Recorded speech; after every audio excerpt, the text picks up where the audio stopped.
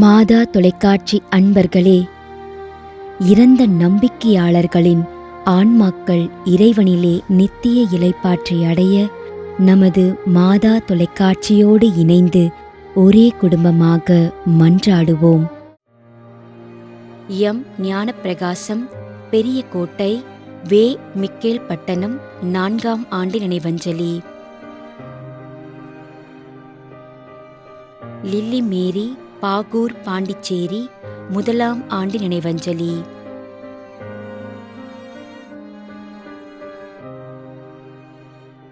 M. Arokkiyanathan, 3ஆம் ஆண்டு நினைவஞ்சலி.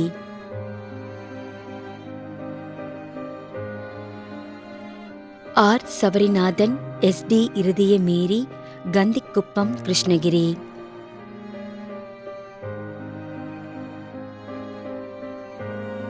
திரு Martin, திருமதி ஜோஸ்பின் மார்ட்டின், பெங்களூர்.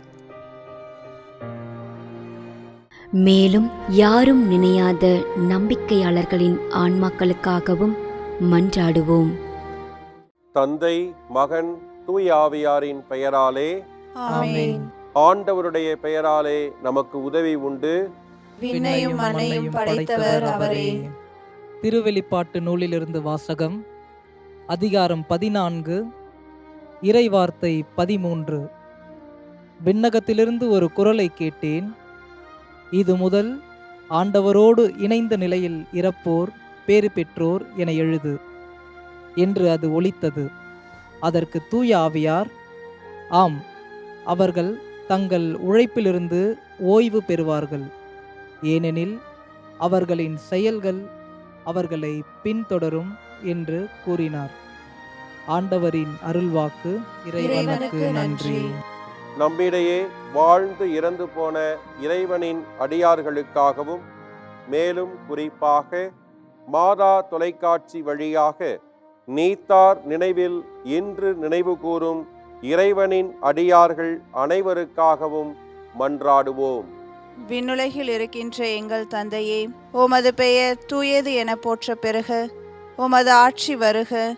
உமது திருவுளம் விண்ணுலகில் நிறைவேறுவது போல மண்ணுலகிலும் நிறைவேறுக. எங்கள் அன்றாட உணவை இன்று எங்களுக்கு தாரும். எங்களுக்கு எதிராக குற்றம் செய்வோரை நாங்கள் மன்னிப்பது போல எங்கள் குற்றங்களை மன்னியும். எங்களை சோதனைக்கு உட்படுத்தாதேயும், தீமையிலிருந்து எங்களை விடுவித்தருளும். ஆமென். மன்றாடுவோமாக. இறைவா, இரக்கம் காட்டுவதும் மன்னிப்பு அளிப்பதும் உமது இயல்பு.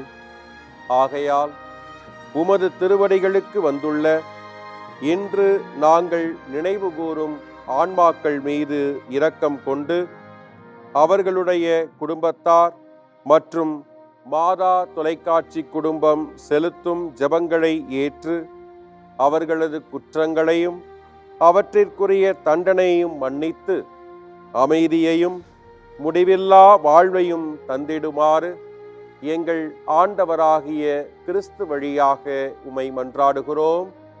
ஆமென். நிலையான இளைப்பாறுதலை ஆண்டவரே இவர்களுக்கு அளித்தருளும். முடிவில்லாத ஒளி இவர்கள் மேல் ஒளிர்வதாக. இறந்த நம்பிக்கையாளர்களின் ஆன்மாக்கள் இறைவனின் இரக்கத்தினால் அமைதியில் இளைப்பாறுவனவாக. ஆமென்.